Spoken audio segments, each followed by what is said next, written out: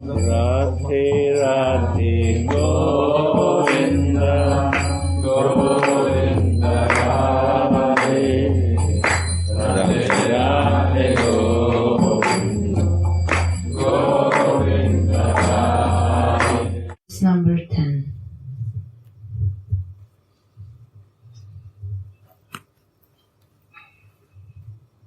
O Sri Radhike, O jewel of play,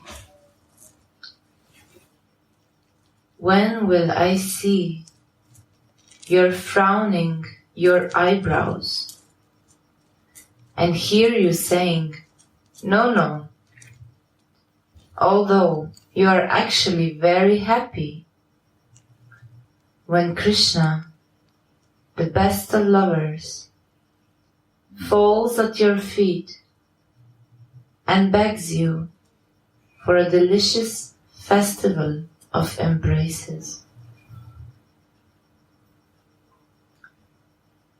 O Sri Radhike, O jewel of play,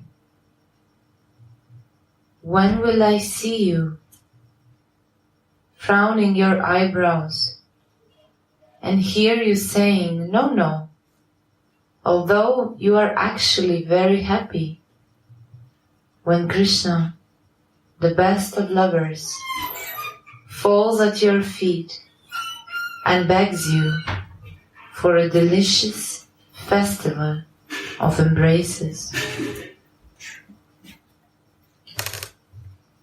Shri Radha, the jewel of play.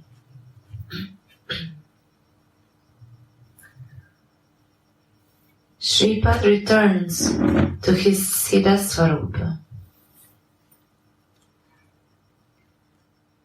The more intense the transcendental vision is, the sweeter it is. There is no way to put such visions into words. Only experienced devotees can understand that.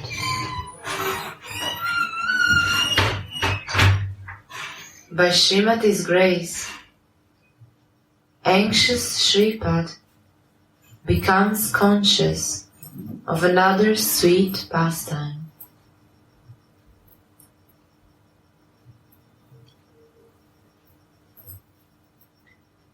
He sees Srimati eagerly hurrying to a forest bower to meet Krishna, but he has not yet arrived on that appointed place. Just to please Mohan, Radhika begins to decorate the place, being sure that he will come soon.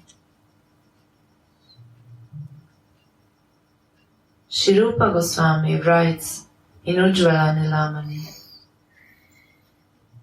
the girl who goes out to meet her lover and who decorates her house or kunja and her body before he arrives is called Vasaka Sajika. She plans to have amorous plays with him, looks down the road for him to come, speaks about nice things with her girlfriends,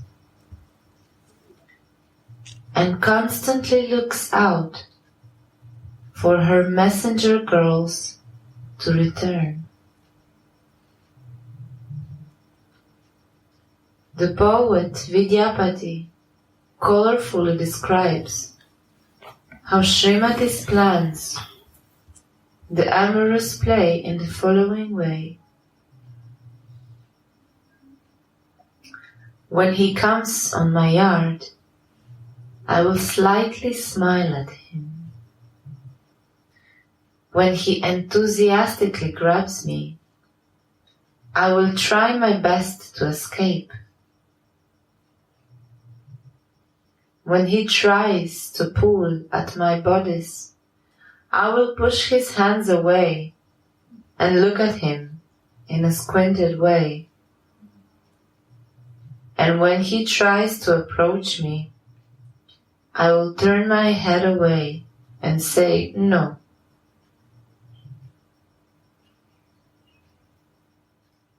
In this way, many hundreds of waves of naughty plans flow in Srimati's heart, which is filled with passionate love for Krishna. Shripad, in his Kinkari form, is engaged in Srimati's service.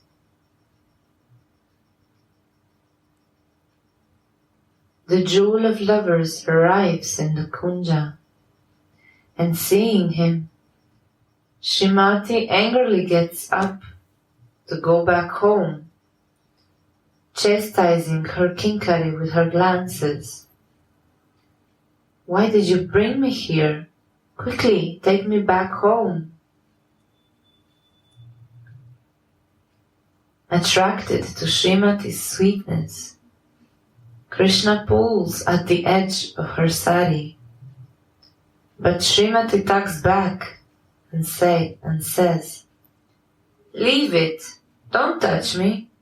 I am a chaste housewife." Her face is illuminated with a slight sweet smile, mixed with faint anger. How beautifully her sweetness swells up. Krishna, who is the very form of transcendental bliss, becomes obsessed with desire for union with her. All her activities are caused by her Mahabhava.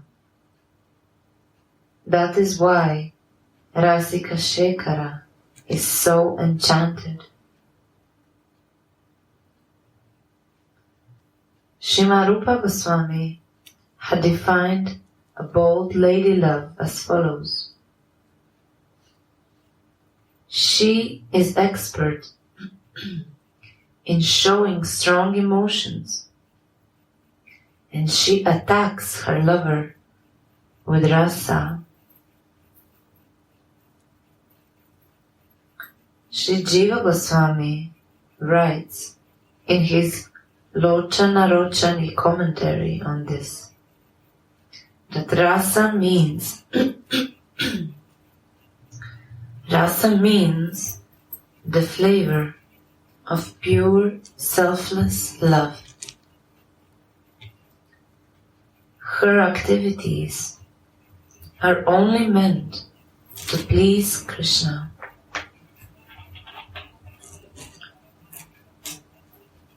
Krishna, the jewel of lovers, is so overwhelmed by the sweetness of Radhika's moods that he anxiously falls at her feet and prays to her for just one festival-like embrace.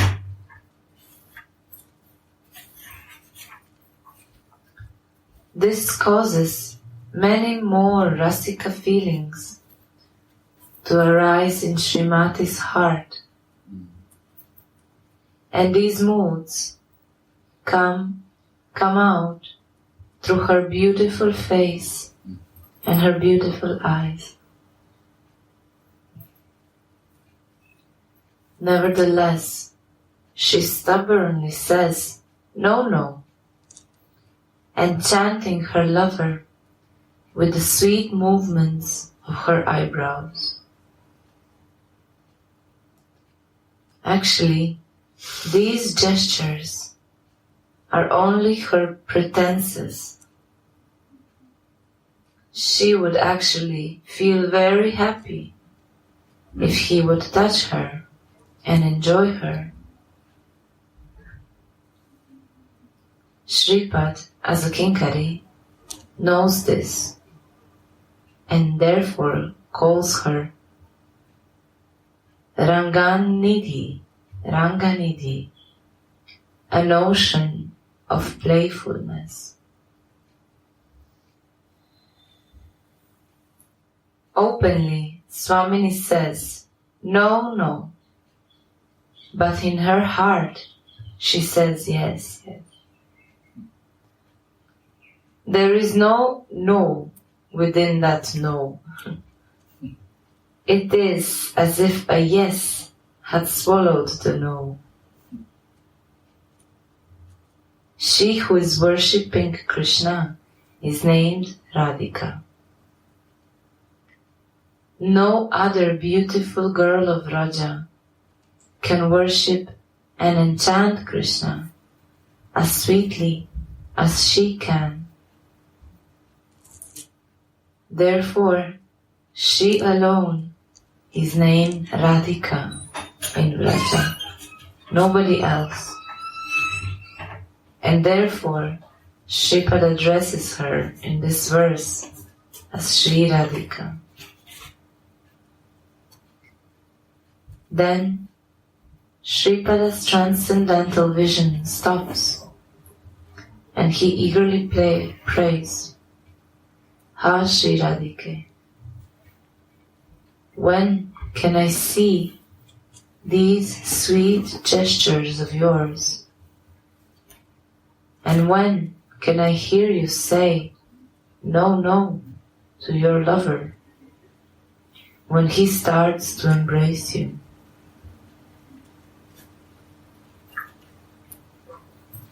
Go on with next verse.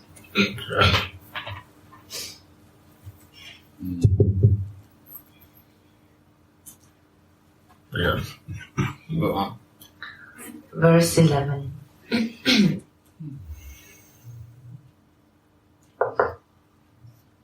When will that Radhika,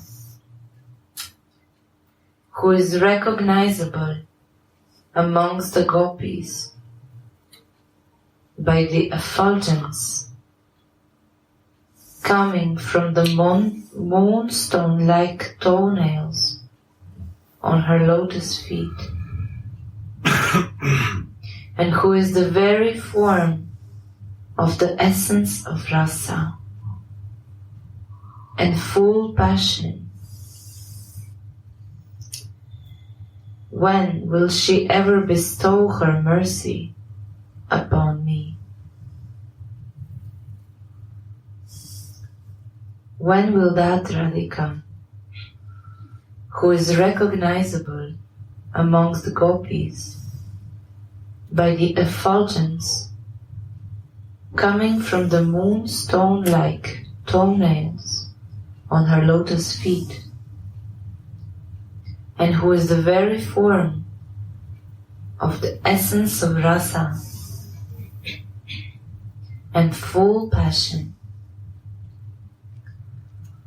when will she ever bestow her mercy upon me? The commentary title is The Glowing of Sri Radha's Toenails. Once more, Shripad becomes aware of Krishna's Vasanti Rasa, his vernal Rasa Lila. Krishna and the gopis stand in a circle, Gopi Krishna, Gopi Krishna. Their effulgence is illuminating Sri Vrindavan.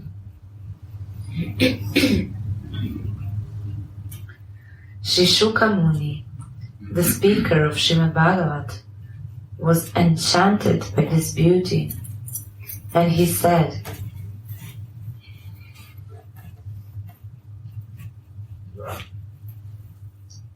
Lord Krishna looked very beautiful between these gopis,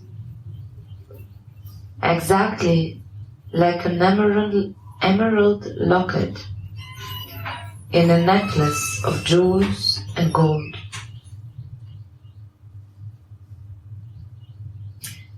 How sweetly the gopis are dancing. With their playful steps, the motions of their hands, the playful movement of their eyebrows, accompanied with graceful smiles, bending waists, shaking breasts, and the fluttering skirts of their garments, earrings swinging against their cheeks, perspiring faces, and their braids and girdle loosened because of their swift movements, and singing Krishna's glories. The gopis, who are Krishna's actual brides, they shine brightly like flashes of lightning in a mass of clouds.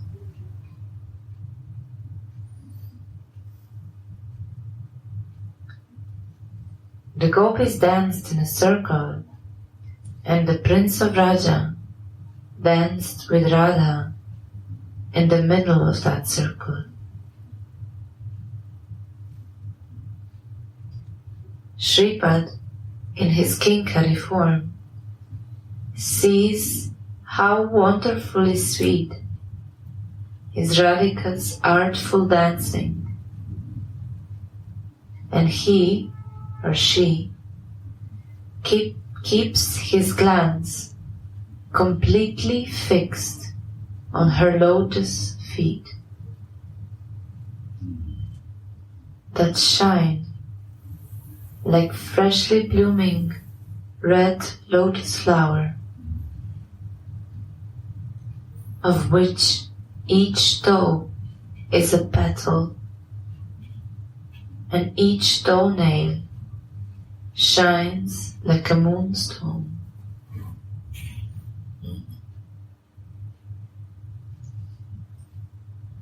Shripad is enchanted by this vision. How sweet is the jingling of Radhika's jeweled ankle bells, and how wonderful her jewel-like toenails shine with them.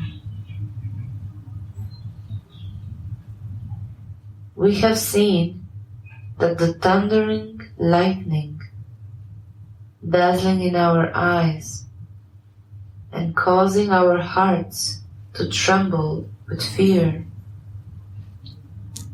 but the lightning-like dazzling of Radhika's toenails that also tremble along like thunder lightning winds, while her ankle bells jingle along,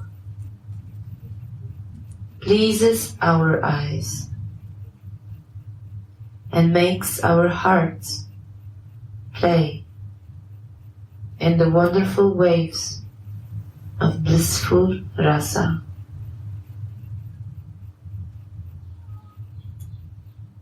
In this way, the maidservants experience that Sri Radha is the very form of a notion of the essence of the rasa of Anuraga.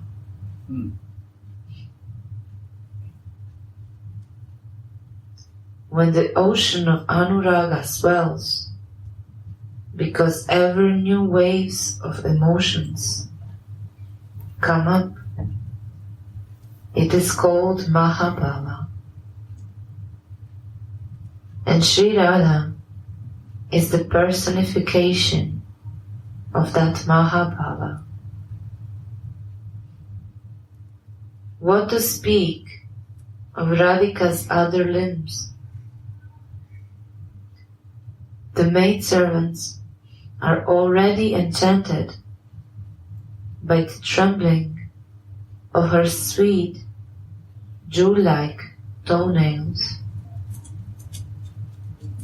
that outshine the effulgence of all the other gopis, which dance around her in a great circle of the Rasa dance. Therefore, Shripad says, I see the wonderful trembling of Radhika's toenails shining amongst the gopis.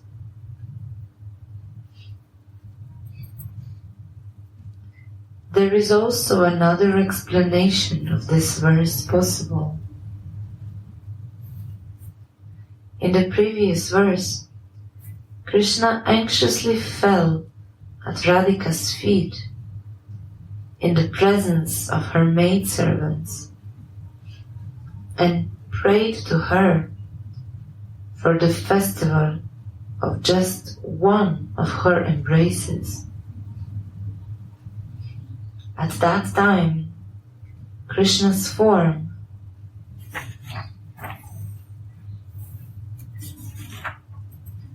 which is the essence of the ocean of Anuraga Rasa, became beautifully reflected 10 times on Radhika's 10 jewel-like toenails, much to the pleasure of the Sakis and Manjari's eyes.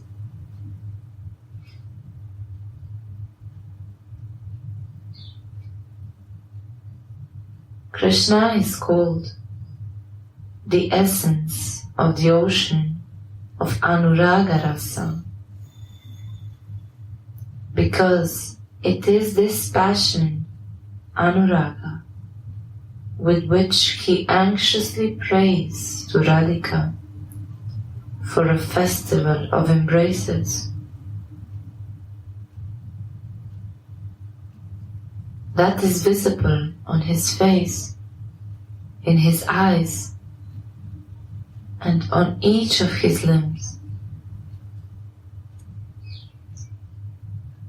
The Sakis and Manjaris, they see him as love of Radhika personified. His desires are not fulfilled only by falling at Radhika's feet.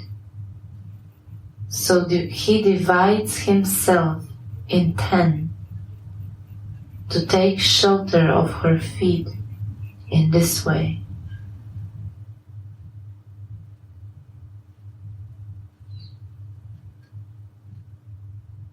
That love which makes one experience the beloved as being ever fresh, and which is itself also fresh at every moment, is called Anuraga. In the stage of Anuraga, the increase of desire is so strong that the forms and qualities of the beloved appear as ever fresh at every moment.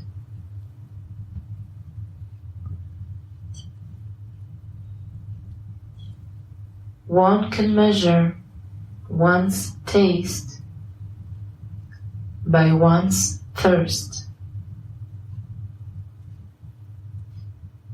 A person who has no thirst will not even enjoy drinking an ocean of nectar.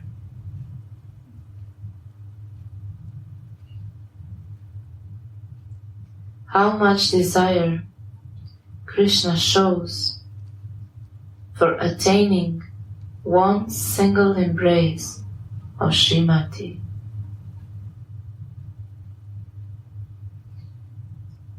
Anuraga causes the lover and beloved to control each other.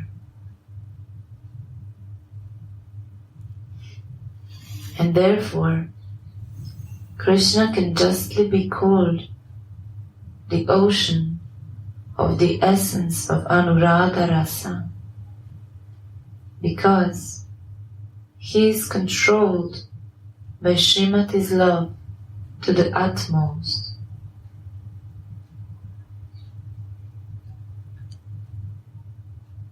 Suddenly, the transcendental vision disappears, and Shripad, returning to his sadhaka level, humbly prays,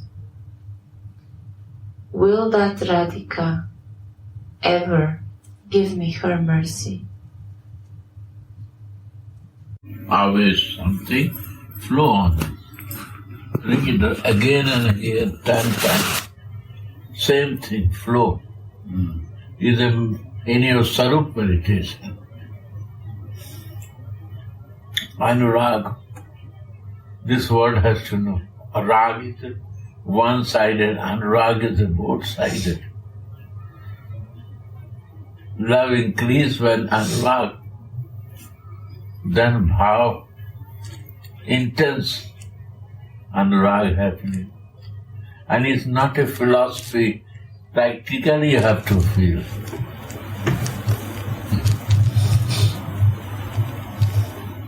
Mind cannot catch because it's not a mind job.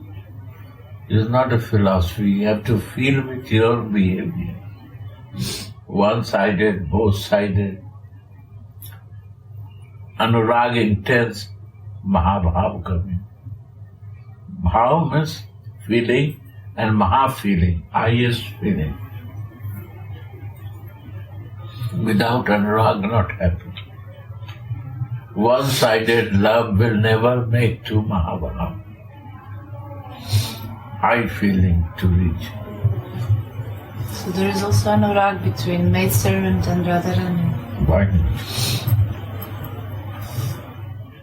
It's depend upon the she made servant become goal that is raga of her. And when she starts exchanging love, that is anurag. Only not conjugal lover as anurag. Both-sided any relation goes. Mother and child anurag. Love, beloved and lover anurag. Father and son anurag. Like a Jesus was raga, loving to father. But this was become so intense that father start loving to his son. That is anurag. Son love to father, father love to son. And you can see in his behavior that is living high class love. It is not ordinary love. Two without two is not happening. Two identity is necessary for anurag.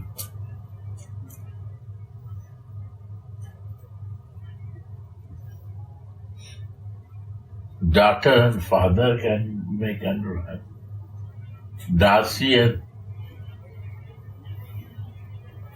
boss can anurag. Radhika, Manjari can be. Why? This is not anurag. That Manjari knows what Radhika wants. It's anurag.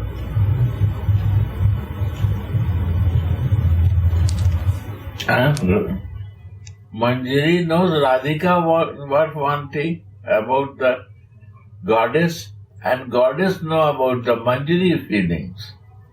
Both knows each other very closely. And always fresh.